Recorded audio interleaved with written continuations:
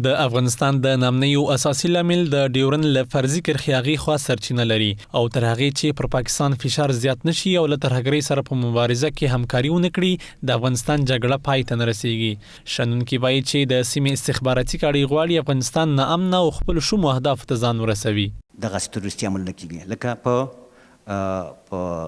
د کابل په غرب کې کوم ماجد کې چې کوم هغه شو انتحاري وشو الته هدف دا دی چې د دوو مذهبونو ترمنځ لانجه پیدا کړي او دوی خپل ګټې پکې خوندي کړي چې دا د مطلقاً د ګاونډي هېوادونو لاس دی او کوشش کوي چې قومي جګړه مذهبي جګړه سمتي جګړه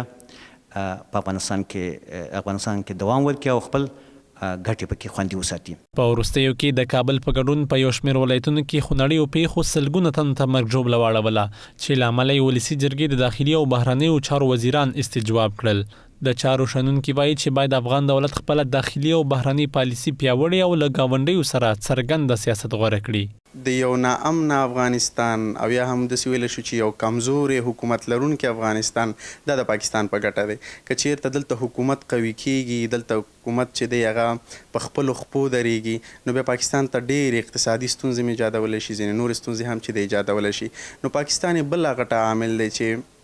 هغوی هم نه غواړي چې دلته یو قوي او ځواکمن حکومت موجود وي نو ځکه هم په ځینو مهمو امنیتي قضایو کې چې د هغوی لاس لري. اخوا بیا عام وګړي دا ډول پیښې د پردیو دسیسې ګڼي او په هیوادوالو غږ کوي چې سره یو موټی شي. ولس ته دا پکار دی حکومت ته هم پکار دی چې ټول سره یو ځای شي یو ملي مفکوره ولري او د دغه مفکورې نه په استفادې دوی دغه ملي سکتور ته وده ورکړي. دا چې دوی کله ملي مفکوره ولري بیا دغسې ځایونو ته دغسې خلکو ته دې ته موقع نه مساعدېږي چې په همدغسې ځایونو حملې وکړي او زیان عام وګړي او یا